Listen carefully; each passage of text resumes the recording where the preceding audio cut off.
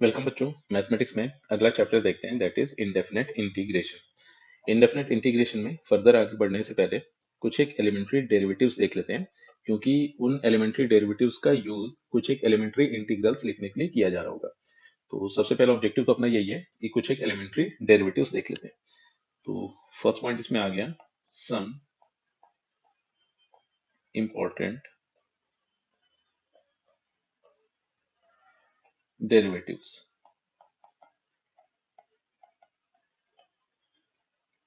तो इसमें अगर बात की जाए, सबसे पहले तो किसी भी कांस्टेंट का डिफरेंशिएशन, मतलब अगर बात हो D D X of constant की, तो कांस्टेंट का डेरिवेटिव हमेशा जीरो होता है। फिर next D D X of X, तो D D X of X की अगर बात की जाए तो D D X of X हमेशा वन देखने को मिलेगा। फिर नेक्स्ट अगर बात की जाए D D X of three X की, तो यहाँ पर हुआ ये कि थ्री कांस्टेंट था, तो थ्री को डेरिवेटिव के बाहर रखा और फिर यहाँ पर D D X of x evaluate किया। तो D D X of X तो अपने पास वन था, तो ये इस तरह से आ गया three multiplication one, that is three.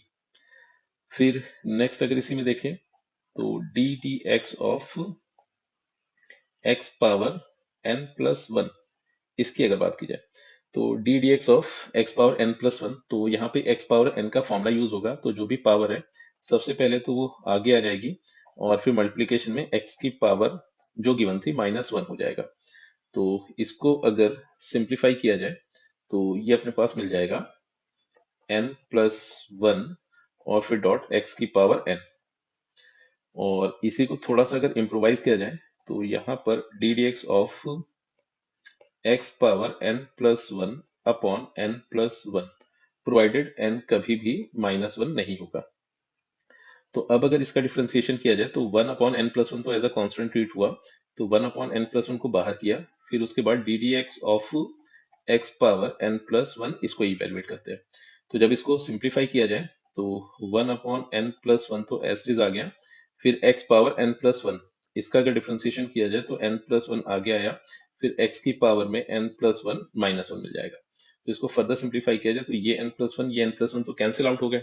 अब यहाँ से अपने पास मिला है X power N plus one minus one, तो सिंपलेस्ट फॉर्म में ये आ गया एक्स पावर एन।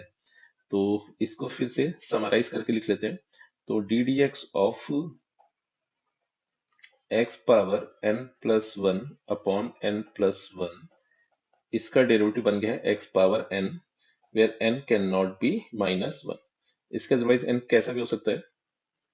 फिर नेक्स्ट अगर बात की जाए तो D D X of E power X, E power X के डेरिवेटिव की बात की जाए तो ई पावर एक्स का डेरिवेटिव ई पावर एक्स ही रहेगा। फिर अगर बात की जाए D D X of A power X upon log A की, अगर इसके डेरिवेटिव की बात की जाए तो यहाँ पर ए कोई भी रियल नंबर गिवन है, but it must be greater than zero.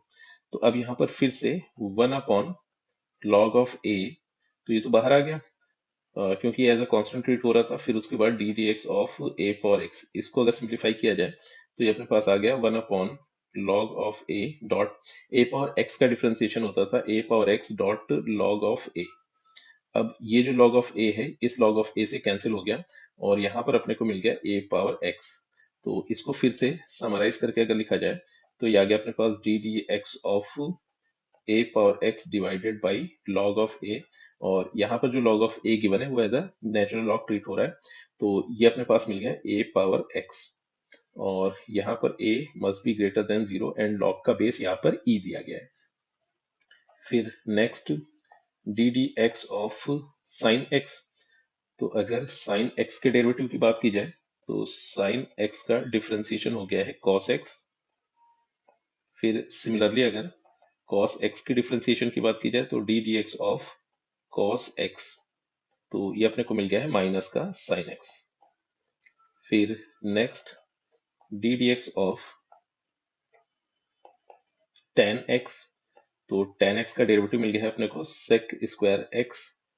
फिर नेक्स्ट अगर डेरिवेटिव देखें तो D D X of cot of X, तो ये बन गया अपने पास माइनस का कोसेक स्क्वायर एक्स। फिर नेक्स्ट डेरिवेटिव देखते हैं, that is D D X of natural log of X where X greater than zero. और यहाँ पर log का बेस e दिया गया है, तो ये डेरिवेटिव आ गया अपने पास 1/x।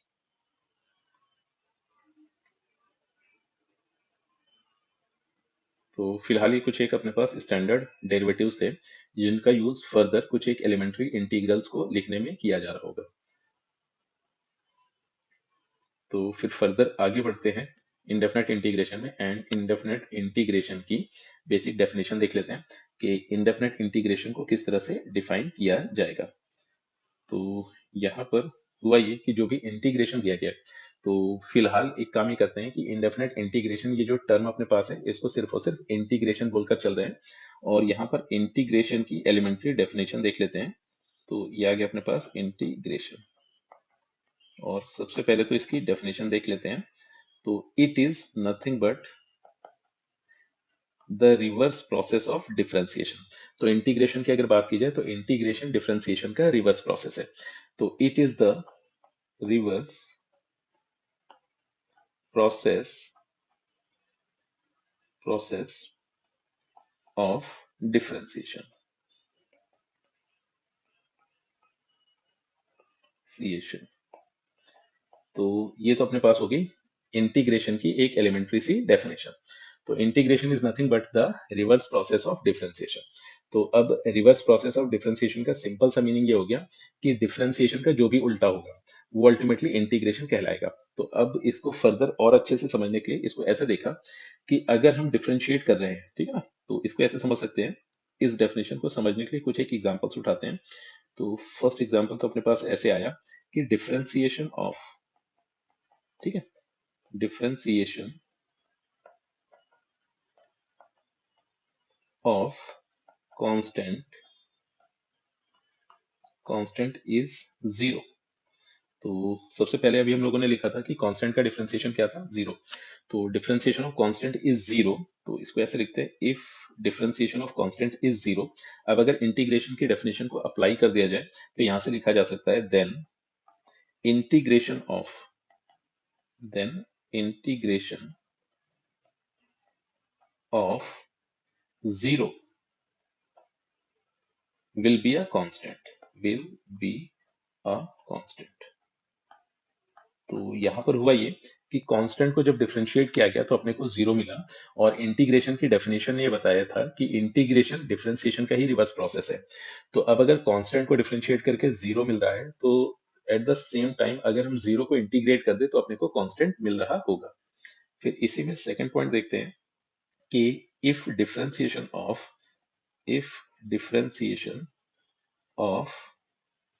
x is 1, then integration of, short में इंटीग्रेशन को इंट लिख के चल रहे हैं, then integration of 1 is x। तो इंटीग्रेशन डिफरेंशिएशन का रिवर्स प्रोसेस था, तो इसी का यूज अगर किया जाए तो हो ये रहा था कि x का डेरिवेटिव अपने को 1 मिला, तो इसका मतलब ये हुआ था कि 1 का इंटीग्रेशन x बनेगा। फिर इसमें थर्ड एग्जांपल देखते हैं कि if differentiation of sine x is cos x, तो इसका मतलब ये हुआ कि integration of cos x will be sin x। फिर नेक्स्ट पॉइंट अगर इसमें देखें तो अगर integration, in fact differentiation, if differentiation of e power x is e power x, then integration of e power x will be e power x। फिर इसी definition को further और कुछ जगहों पर अप्लाई किया जाए तो यहां से अपने पास आया कि if differentiation of log x is 1 upon x, then integration of 1 upon x is natural log of x। तो यहाँ पर ये जो log लिखा हुआ है that is nothing but a natural log, और यहाँ पर x ग्रेटर देन जीरो था। तो ये फिलहाल थी अपने पास इंटीग्रेशन की डेफिनेशन, और इनफैक्ट हम लोग टॉपिक पढ़ रहे हैं इंडेफिनेट इंटीग्रेशन, मगर फॉर टाइम बिंग अभी इंडेफिनेट इंटीग्रेशन को सिर्फ और सिर्फ इंटीग्रेशन बोलकर चल रहे हैं ताकि इंटीग्रेशन को अच्छे से समझा जा सके। फिर फर्दर देखेंगे इंडेफिनेट इंटीग्रेशन एग्जैक्टली है क्या। तो ये थी अपने पास इंटीग्रेशन की डेफिनेशन डेरिवेटिव्स का यूज करके, और उसके बेसिस पर कुछ एक एलिमेंट्री एग्जांपल्स। फिर फर्दर इंटीग्रेशन में अगर आगे बढ़े तो अपने को तो ये मालूम था कि मैथमेटिकली डिफरेंशिएशन कैसा दिखाई देता है। तो सिमिलरली अगर बात की जाए कि मैथमेटिकली इंटीग्रेशन किस तरह से दिखाई दे रहा होगा, तो उसको सबसे पहले समझ लेते हैं। तो यहाँ पर सिंबॉलिक रिप्रेजेंटेशन ऑफ इंटीग्रेशन, इसकी बात कर लेते हैं। तो नेक्स्ट पॉइंट आ गया सिंबॉलिक रिप्रेजेंटेशन ऑफ इंटीग्रेशन। तो for time being indefinite integration को इंटीग्रेशन ही बोलकर चल रहे हैं, फिर बाद में इसका डिफरेंस देखेंगे कि मतलब किस प्रकार के इंटीग्रेशन को इंडेफिनेट इंटीग्रेशन बोल दिया गया। तो अब हुआ ये कि ये आ गया सबसे पहले तो इंटीग्रेशन का सिंबल, मतलब जब भी इंटीग्रेशन की बात हो रही होगी तो इंटीग्रेशन हमेशा अपने को इस प्रकार से दिखाई दे रहा होगा, और मान लेते हैं कि इसका जो भी रिजल्ट आया उस रिजल्ट का नाम रख दिया आई। तो अब ये जो सिंबल यूज किया गया है that is nothing but the symbol of integration. तो ये आ गया अपने पास सिंबल ऑफ इंटीग्रेशन। फिर dx, ये जो अपने पास गिवन है इसको कहते हैं एलिमेंट ऑफ इंटीग्रेशन या फिर इंटीग्रेशन एलिमेंट। इंटीग्रेशन एलिमेंट जो कि अपने को ये बताएगा कि फंक्शन fx को किसके रिस्पेक्ट में इंटीग्रेट करना है। तो इंटीग्रेशन एलिमेंट विच स्पेसिफाई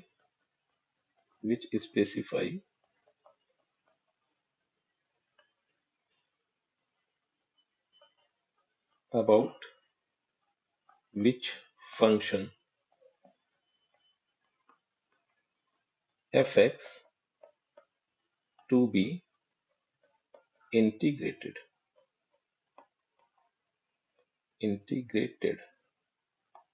फिर ये जो अपने पास fx दिया गया है दैट इज कॉल्ड इंटीग्रैंड।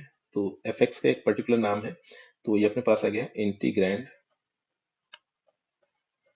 और ये वो फंक्शन है जिसको इंटीग्रेट करना होगा। Integrand which is a function that is to be integrated. तो ये अपने पास आ गया सिंबॉलिक रिप्रेजेंटेशन ऑफ इंटीग्रेशन। तो सबसे पहले तो ये जो सिंबल अपने पास गिवन है that is nothing but symbol of integration. fx एक ऐसा फंक्शन जिसको इंटीग्रेट किया जाएगा और fx का नाम है इंटीग्रैंड। dx वो एलिमेंट दिया गया है जो अपने को ये बता रहा होगा कि fx फंक्शन को किस वेरिएबल के रिस्पेक्ट में इंटीग्रेट करना है, और इसका जो भी रिजल्ट आएगा उस रिजल्ट को एक नोटेशन आई दे रखा है। तो ये था अपने पास सिंबॉलिक रिप्रेजेंटेशन ऑफ इंटीग्रेशन। फिर फर्दर इसमें एक और इंपॉर्टेंट पॉइंट देख लेते हैं।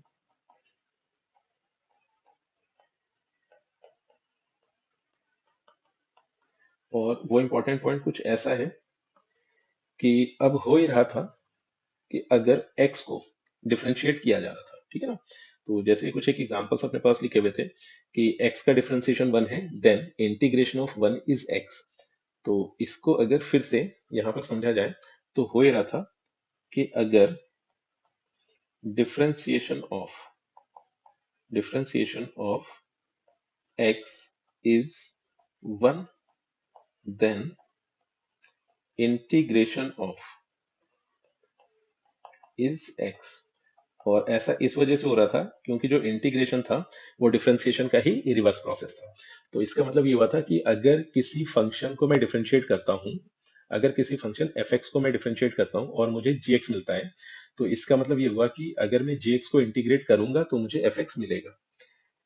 तो अब अगर यहां से देखा जाए तो x का डिफरेंशिएशन 1 था, एट द सेम टाइम अगर 1 को इंटीग्रेट कर दिया जाए तो रिजल्ट अपने पास x देखने को मिल रहा होगा। फिर फर्दर यहाँ से एक चीज ऐसे देख सकते हैं कि अगर हम x प्लस टू को डिफ्रेंशिएट करें, तो अगर x प्लस टू को डिफ्रेंशिएट करते हैं तो x का डेरिवेटिव तो 1 ही रहेगा और 2 का डेरिवेटिव हो जाएगा 0। तो इफेक्टिवली अगर देखा जाए तो x प्लस टू का डेरिवेटिव अपने पास 1 देखने को मिला। तो इसका सीधा सा मतलब ये हुआ कि अगर यहाँ पर इंटीग्रेट किया जाए x इनफैक्ट 1 को, तो रिजल्टेंट अपने पास x प्लस टू भी मिलेगा। और सिमिलरली अगर डिफरेंशिएट किया जाएगा x प्लस थ्री को, तो x प्लस थ्री का डेरिवेटिव अभी भी 1 ही रहेगा क्योंकि x का डिफरेंशिएशन तो 1 हो गया, 3 का डिफरेंशिएशन 0 हो गया, तो 1 प्लस 0 रिजल्टेंट आ गया 1। तो इसका ये मतलब हुआ कि अगर मैं 1 को इंटीग्रेट करता हूं तो मुझे रिजल्टेंट x प्लस थ्री ही देखने को मिलेगा। फिर अगर यहाँ पर बात की जाए differentiation of x minus three की, तो x माइनस थ्री का भी डेरिवेटिव वन ही बनेगा। तो अब यहाँ से अगर इंटीग्रेशन ऑफ वन की बात की जाए तो यानी कि वन का इंटीग्रेशन x माइनस थ्री भी लिखा जा सकता है। तो अब अगर इसी को जनरलाइज करके लिखा जाए, तो अगर इसी को जनरलाइज कर देते हैं, तो अगर x प्लस के का डिफरेंशिएशन वन है, तो के यहाँ पर कोई भी अपने पास आर्बिट्री कांस्टेंट दिया गया है, अगर इसको डिफरेंशिएट किया जाए तो x का डेरिवेटिव तो वन हो गया, के कोई भी कांस्टेंट था तो इसका डेरिवेटिव हो गया जीरो, तो one plus zero effectively one देखने को मिला। तो इसका सीधा सा मतलब ये हुआ है कि अगर वन को इंटीग्रेट किया जाएगा तो वन को इंटीग्रेट करके रिजल्ट अपने पास आ जाएगा x प्लस के। तो अब इसी चीज को, ये जो लिटरेचर अपने पास गिवन था, इसी लिटरेचर को और ये जो हम लोगों ने मैथमेटिकली सिंबल देखा था, इस मैथमेटिकल सिंबल की हेल्प से रिप्रेजेंट किया जाए, तो यहां से एक चीज ये कंक्लूड की जा सकती है कि if D D X of X plus K is equal to one, then integration of one with respect to X will be X plus K. तो ये अपने पास आ गया इंटीग्रेशन ऑफ वन, जो कि देखने को मिला था x प्लस के। और ये जो इंटीग्रेशन दिया गया है यही इंटीग्रेशन कहलाता है इंडेफिनेट इंटीग्रेशन। अब यहां से अगर देखा जाए तो हुआ ये था कि ये जो अपने पास मतलब वन को अगर मैं इंटीग्रेट करूं तो मुझे x भी देखने को मिलेगा, x प्लस टू भी देखने को मिलेगा, x प्लस थ्री भी मिल रहा था, x माइनस थ्री भी मिल रहा था और इन जनरल x प्लस के देखने को मिल रहा था। तो अब अगर इन सभी को देखा जाए तो ये अल्टीमेटली फैमिली ऑफ कर्व को रिप्रेजेंट कर रहे हैं। मतलब अगर बात की जाए x की, तो ये तो अपने पास एक स्ट्रेट लाइन हो गया, मतलब बात हो रही है y इक्वल टू एक्स की, तो y इक्वल टू एक्स तो अपने पास एक स्ट्रेट लाइन होगी। फिर अगर x प्लस टू की बात की जाए तो ये भी एक स्ट्रेट लाइन है जो पिछली स्ट्रेट लाइन के पैरेलल है, बस थोड़ा सा शिफ्टेड है parallelly. Similarly x plus three भी x और x प्लस टू से पैरेलली शिफ्टेड होगी। x माइनस थ्री की भी अगर बात की जाए तो ये भी x plus two and x plus three से शिफ्टेड होगी पैरेलली।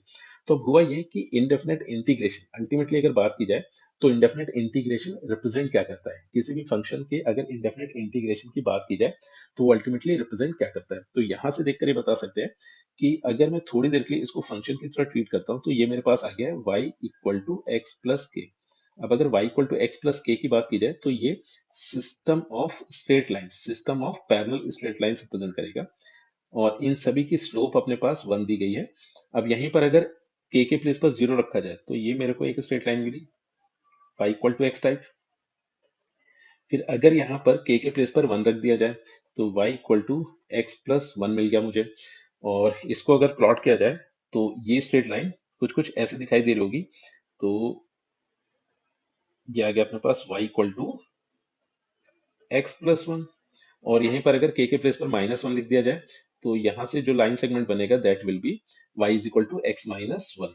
और इसको अगर नंबर लाइन इसको अगर प्लॉट किया जाए तो ये अपने पास ऐसे आ गई है y equal to X minus one.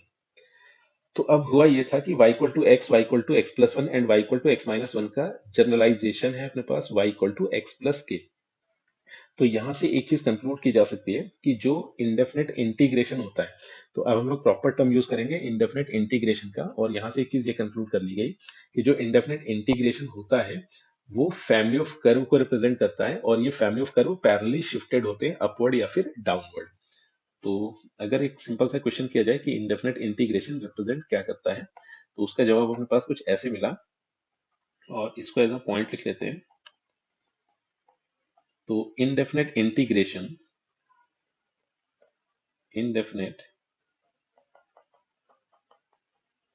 integration of a function fx with respect to x if or either integration of fx dx represents a family of curves shifted shifted parallelly upward or downward। तो या तो parallelly upward shifted होगा या फिर वो parallelly downward shift हो रहा होगा। तो इस वजह से जब भी हम इंडेफिनेट इंटीग्रेशन का कोई भी क्वेश्चन सॉल्व कर रहे होंगे, तो इंटीग्रेशन का रिजल्ट आने के बाद उसमें हमेशा एक कांस्टेंट के को ऐड कर दिया जाएगा। तो के यहाँ पर कोई भी एक आर्बिट्ररी कांस्टेंट कहला रहा, तो आर्बिट्ररी कांस्टेंट मतलब अपनी तरफ से हम कोई भी कांस्टेंट लिख सकते हैं, चाहे तो उसको के कह दे, चाहे तो उसको सी कह दे, चाहे तो उसको एम कह दे। तो ये कांस्टेंट हम अपनी तरफ से इंट्रोड्यूस कर सकते हैं। फिर फर्दर अगर कभी किसी क्वेश्चन में उसकी वैल्यू को इवेलुएट करने के लिए कहा जाएगा, तो उसके लिए कोई ना कोई एडिशनल कंडीशन क्वेश्चन में जरूर गिवन होगी। तो फिलहाल जब भी इंटीग्रेशन का क्वेश्चन सॉल्व किया जाएगा, तो रिजल्ट आने के बाद उसमें एक आर्बिट्ररी कांस्टेंट को ऐड कर दिया जाएगा। तो ये था अपने पास इंटीग्रेशन का बेसिक इंट्रोडक्शन।